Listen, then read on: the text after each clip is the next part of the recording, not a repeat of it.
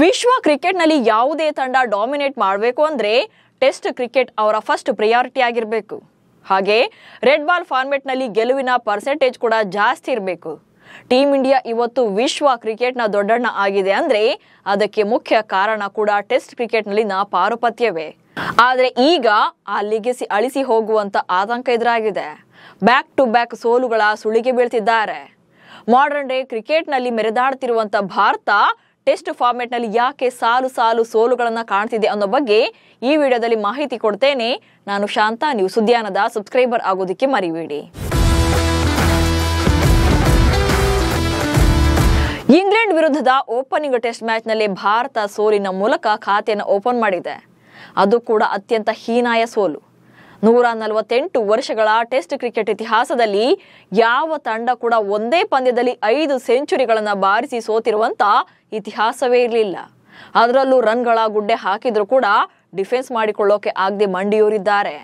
ಕಳೆದ ವರ್ಷದವರೆಗೂ ಕೂಡ ಟೆಸ್ಟ್ ಕ್ರಿಕೆಟ್ನ ಬಲಿಷ್ಠ ತಂಡ ಎಂದೇ ಗುರುತಿಸಿಕೊಂಡಿದ್ದಂತ ಭಾರತ ಈಗ ಸಾಲು ಸಾಲು ಸೋಲಿನ ಸುಳಿಗೆ ಬಿದ್ದಿದೆ. ಬಟ್ ಭಾರತ ಸೋಲಿಗೆ one of the most reason ಅಂದ್ರೆ middle order. Top order okay, middle order failure ಯಾಕೆ? ಹೆಡಿಂಗ್ಲಿಯಲ್ಲಿ ನಡೆದಂತ ಪಂದ್ಯದಲ್ಲಿ ಭಾರತ ಸೋತಿದೆ ನಿಜ, ಹಾಗಂತ ಬ್ಯಾಟಿಂಗ್ ಫೇಲ್ಯೂರ್ ಏನೂ ಇರಲಿಲ್ಲ. ಟಾಪ್ ಆರ್ಡರ್ ಬ್ಯಾಟರ್ಗಳು ಅತ್ಯುತ್ತಮ ಪ್ರದರ್ಶನವನ್ನೇ ನೀಡಿದ್ರು. ಆದರೆ ಮಿಡಲ್ ಆರ್ಡರ್ ಕಂಪ್ಲೀಟ್ ಅಟ್ಟಫ್ಲಾಪ್ ಆಗಿತ್ತು.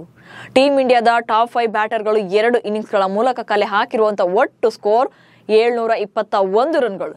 ಆದರೆ ಮಧ್ಯಮ ಕ್ರಮಾಂಕದಲ್ಲಿ ಕಣಕ್ಕಿಳಿದವರು 2 ಇನ್ನಿಂಗ್ಸ್ಗಳಿಂದ ಕೇವಲ 65 ರನ್ಗಳನ್ನ ಮಾತ್ರ ಸ್ಕೋರ್ ಮಾಡಿದ್ದಾರೆ. ಕರುಣ್ ನಾಯರ್, ರವೀಂದ್ರ ಜಡೇಜಾ ಹಾಗೆ ಶಾರ್ದುಲ್ ಠಾಕೂರ್ ಕಂಪ್ಲೀಟ್ ಆಗಿ ಫೇಲ್ಯೂರ್ ಆಗಿದ್ದಾರೆ. ಅದರ ಜೊತೆಗೆ ಫೀಲ್ಡಿಂಗ್ ನಲ್ಲೂ ಕೂಡ ಎಫೆಕ್ಟಿವ್ ಆಗಿರಲಿಲ್ಲ. ಕ್ಯಾಚ್ ಬಿಟ್ಟು ಆಂಗ್ಲರಿಗೆ ಇವರೇ ಜೀವದಾನ ಕೊಟ್ಟು ಗೆಲ್ಲಿಸಿದ್ರು. ಅದರಲ್ಲೂ ಯಶಸ್ವಿ ಜೈಸ್ವಾಲ್ ಒಬ್ಬರೇ ಪಂದ್ಯದಲ್ಲಿ 4 ಕ್ಯಾಚ್ಗಳನ್ನ ಡ್ರಾಪ್ ಮಾಡಿದ್ದಾರೆ.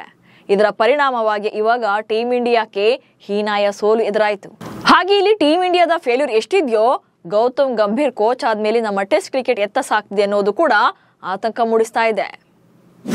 ಗಂಭೀರ್ ಕೋಚ್ ಆದ್ಮೇಲೆ 11 ಟೆಸ್ಟ್ ಪಂದ್ಯ ಗೆದ್ದಿದ್ದು 3. 2024ರ T20 ವಿಶ್ವಕಪ್ ಬಳಿಕ ಟೀಮ್ ಇಂಡಿಯಾ ಹೆಡ್ ಕೋಚ್ ಹುದ್ದೆಯಿಂದ ರಾಹುಲ್ ದ್ರಾವಿಡ್ ಕೆಳಗಿಳಿದಿದ್ರು. ಆ ಬಳಿಕ ಗೌತಮ್ ಗಂಭೀರ್ ಕೋಚ್ ಹುದ್ದೆಗೇರಿದ್ರು. ಅಲ್ಲಿಂದ ಈಚೆಗೆ ಗಂಭೀರ್ ಗರಡಿಯಲ್ಲಿ ಭಾರತ ತಂಡ ಈವರೆಗೆ 11 ಟೆಸ್ಟ್ ಪಂದ್ಯಗಳನ್ನಾಡಿದೆ. ಈ 11 ಮ್ಯಾಚ್ಗಳಲ್ಲಿ ಟೀಮ್ ಇಂಡಿಯಾ ಗೆದ್ದಿರೋದು ಕೇವಲ 3 ಪಂದ್ಯಗಳನ್ನ ಅಂದ್ರೆ ನೀವು ನಂಬಲೇಬೇಕು. ಗಂಭೀರ್ ಕೋಚ್ ಆದ್ಮೇಲೆ 2024ರ ಸೆಪ್ಟೆಂಬರ್ ಮತ್ತು ಅಕ್ಟೋಬರ್ ತಿಂಗಳಿನಲ್ಲಿ ಬಾಂಗ್ಲಾ ವಿರುದ್ಧ ಟೀಮ್ ಇಂಡಿಯಾ 2 ಪಂದ್ಯಗಳ ಟೆಸ್ಟ್ ಪಂದ್ಯಗಳನ್ನ ಆಡಿತ್ತು. ಈ 2 ಪಂದ್ಯಗಳನ್ನ ಗೆದ್ದು ಸರಣಿಯನ್ನ ಕೈವಶ ಮಾಡಿಕೊಂಡಿತ್ತು. ಆದರೆ ಆ ಬಳಿಕ ಅಕ್ಟೋಬರ್ ಮತ್ತು ನವೆಂಬರ್ನಲ್ಲಿ ತವರಿನಲ್ಲೇ ನ್ಯೂಜಿಲೆಂಡ್ ವಿರುದ್ಧ ಟೀಮ್ ಇಂಡಿಯಾ 3 ಪಂದ್ಯಗಳ ಟೆಸ್ಟ್ ಸರಣಿಯನ್ನಾಡಿತ್ತು. ಈ ಸರಣಿಯಲ್ಲಿ ಭಾರತ ಅತ್ಯಂತ ಹೀನಾಯವಾಗಿ ಸೋಲನ್ನ ಕಂಡಿತ್ತು. ಬೆಂಗಳೂರಿನಲ್ಲಿ ನಡೆದ ಮೊದಲ ಟೆಸ್ಟ್ ಪಂದ್ಯದಲ್ಲಿ ಟೀಮ್ ಇಂಡಿಯಾ ವಿರುದ್ಧ ನ್ಯೂಜಿಲೆಂಡ್ 8 ವಿಕೆಟ್ಗಳ ಗೆಲುವನ್ನ ದಾಖಲಿಸಿತ್ತು. ಇದು 36 ವರ್ಷಗಳ ಬಳಿಕ ಭಾರತದಲ್ಲಿ ನ್ಯೂಜಿಲೆಂಡ್ ತಂಡಕ್ಕೆ ದಕ್ಕಿದಂತ ಮೊದಲ ಗೆಲುವಾಗಿತ್ತು.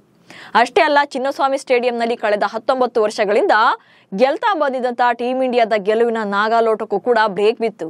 ಅಲ್ಲದೆ ನ್ಯೂಜಿಲೆಂಡ್ ವಿರುದ್ಧದ ಮೊದಲ ಟೆಸ್ಟ್ ಪಂದ್ಯದಲ್ಲಿ ಟೀಮ್ ಇಂಡಿಯಾ ಕೇವಲ 46 ರನ್ಗಳಿಗೆ ಆಲ್ಔಟ್ ಆಗಿತ್ತು.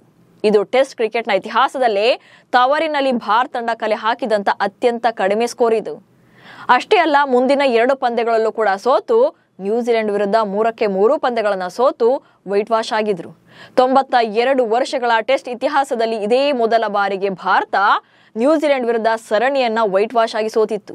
ಗಂಭೀರ್ ಕೋಚಿಂಗ್ ನಲ್ಲಿ ಟೀಮ್ ಇಂಡಿಯಾ ಕಿವೀಸ್ ವಿರುದ್ಧದ 9 ದಶಕಗಳ ಪಾರುಪತ್ಯಕ್ಕೆ ತೆರೆ ಎಳೆದಿತ್ತು. ಅಷ್ಟೇ ಅಲ್ಲದೆ ಕಳೆದ 12 ವರ್ಷಗಳಿಂದ ಭಾರತ ತವರಿನಲ್ಲಿ ಯಾವುದೇ ಸರಣಿಯನ್ನ ಸೋತಿದ್ದೇ ಇರಲಿಲ್ಲ. ಈ ಲೆಗಸಿ ಕೂಡ ಕೊನೆಯಾಗಿತ್ತು. ಇದೆಲ್ಲಕ್ಕಿಂತ ಇಂಟ್ರೆಸ್ಟಿಂಗ್ ಅಂದ್ರೆ ಭಾರತ ಕಳೆದ 92 ವರ್ಷಗಳ ಟೆಸ್ಟ್ ಇತಿಹಾಸದಲ್ಲಿ ತವರಿನಲ್ಲಿ 3 ಪಂದ್ಯಗಳ ಸರಣಿಯನ್ನ 3-0 ಅಂತರದಿಂದ ಸೋತಿದ್ದೇ ಇರಲಿಲ್ಲ. ಆದ್ರೆ ಗಂಭೀರ್ ನೇತೃತ್ವದಲ್ಲಿ ಅದು ಕೂಡ ನಡೆದು ಹೋಯಿತು. ಇನ್ನು ಬಾರ್ಡರ್ ಗವಾಸ್ಕರ್ ಟೆಸ್ಟ್ ಸರಣಿಯಲ್ಲೂ ಕೂಡ ಅದೇ ರಾಗ. ಟೀಮ್ ಇಂಡಿಯಾ 10 ವರ್ಷಗಳಿಂದ ಆಸ್ಟ್ರೇಲಿಯಾ ಪಾಲಿಗೆ ಸಿಂಹ ಸ್ವಪ್ನವಾಗಿತ್ತು. ಆದ್ರೆ ಈ ಬಾರಿ ಆಸೀಸ್ ಪ್ರವಾಸ ಮಾಡಿದಂತ ಟೀಮ್ ಇಂಡಿಯಾ 3-1 ಅಂತರದಿಂದ ಹೀನಾಯವಾಗಿ ಸೋಲನ್ನ ಕಂಡಿತ್ತು. ಈ ಮೂಲಕ ದಶಕದ ಗೆಲುವಿನ ನಾಗಲೋಟ ಕೂಡ ಅಂತ್ಯವಾಗಿತ್ತು. ಅಷ್ಟೇ ಅಲ್ಲದೆ ಭಾರತ ಕಳೆದ 2 ವಿಶ್ವ ಟೆಸ್ಟ್ ಚಾಂಪಿಯನ್ಶಿಪ್ ಫೈನಲ್ ಪಂದ್ಯಗಳನ್ನಾಡಿತ್ತು. 2021-23ರಲ್ಲಿ ಫೈನಲ್ಗೇರಿತ್ತು. ಆದ್ರೆ ಕಪ್ಗನ್ನ ಗೆದ್ದುಕೊಳ್ಳೋಕೆ ಸಾಧ್ಯವಾಗಿರಲಿಲ್ಲ. ಆದರೆ ಗಂಭೀರ್ ಕೋಚ್ ಆದ ಬಳಿಕ ಕಳಪೆ ಪ್ರದರ್ಶನ ನೀಡಿದಂತ ಟೀಂ ಇಂಡಿಯಾ 2025ರ ವಿಶ್ವ ಟೆಸ್ಟ್ ಚಾಂಪಿಯನ್ಶಿಪ್ನ ಫೈನಲ್ಗೇರೋಕು ಕೂಡ ಸಾಧ್ಯವಾಗಿರಲಿಲ್ಲ. ಇದೀಗ 2025-27ರ ನಡುವಿನ WTC ಫೈನಲ್ ರೇಸ್ ಕೂಡ ಶುರುವಾಗಿದೆ. ಇಂಗ್ಲೆಂಡ್ ಸರಣಿಯಿಂದಲೇ ರೇಸ್ ಶುರುವಾಗ್ತಿದೆ. ಆದ್ರೆ ಈಗ ಮೊದಲ ಪಂದ್ಯದಲ್ಲೇ ಸೋಲನ್ನ ಕಂಡು ಆರಂಭ ಮಾಡಿದೆ. ಅದು ಕೂಡ ಐತಿಹಾಸಿಕ ಸೋಲು. 1948ರಲ್ಲಿ ಆಸ್ಟ್ರೇಲಿಯಾ 404 ರನ್ ಚೇಸ್ ಮಾಡಿದ್ದು ಈವರೆಗಿನ ದಾಖಲೆಯಾಗಿತ್ತು. ಆ ಬಳಿಕ ಯಾವುದೇ ತಂಡ 370+ ಸ್ಕೋರ್ಗಳನ್ನ ಬೆನ್ನತ್ತಿ ಗೆದ್ದಿದ್ದೇ ಇರಲಿಲ್ಲ. ಆದ್ರೆ ಈ ಬಾರಿ ಟೀಂ ಇಂಡಿಯಾ ನೀಡಿದಂತ 371 ರನ್ಗಳ ಗುರಿಯನ್ನ ಇಂಗ್ಲೆಂಡ್ ಗೆದ್ದು ತೋರಿಸಿದೆ. ಸೊ ಅಲ್ಲಿಗೆ ಗಂಭೀರ್ ಕೋಚ್ ಆದ್ಮೇಲೆ ಭಾರತ ತಂಡ 7 ಪಂದ್ಯಗಳಲ್ಲಿ ಹೀನಾಯವಾಗಿ ಸೋಲನ್ನ ಕಂಡಿದೆ. 1 ಪಂದ್ಯ ಡ್ರಾನಲ್ಲಿ ಕೊನೆಗೊಂಡಿದ್ರೆ 3 ಪಂದ್ಯಗಳಲ್ಲಿ ಮಾತ್ರ ಗೆಲುವನ್ನ ಸಾಧಿಸಿದ್ದಾರೆ. ಒಟ್ನಲ್ಲಿ ಭಾರತ ಟೆಸ್ಟ್ ಕ್ರಿಕೆಟ್ ಪರಂಪರೆಗೆ ಪೆಟ್ಟು ಬೀಳ್ತಾ ಇದೆ. T20 ಹಾಗೆ ಏಕದಿನದಲ್ಲಿ ಪಾರಮ್ಯ ಮೆರೆದರೂ ಕೂಡ ರೆಡ್ ಬಾಲ್ ಫಾರ್ಮೆಟ್ ನಿಜಕ್ಕೂ ಕೂಡ ಡೇಂಜರ್ ಝೋನ್ ನಲ್ಲಿದೆ. ಸೊ ಈಗಲೇ ಎಚ್ಚೆತ್ತುಕೊಳ್ಬೇಕಿದೆ. ನಿಮ್ಮ ಪ್ರಕಾರ ಭಾರತ ಸೋಲಿಗೆ ಯಾರೆಲ್ಲ ಕಾರಣರಾದ್ರು ಅನ್ನೋದನ್ನ ಕಮೆಂಟ್ಸ್ ಮೂಲಕ ತಿಳಿಸಿ. ಹಾಗೆ ಸುದ್ದಿಯನ್ನು ಫಾಲೋ ಮಾಡಿ. ನಮಸ್ಕಾರ.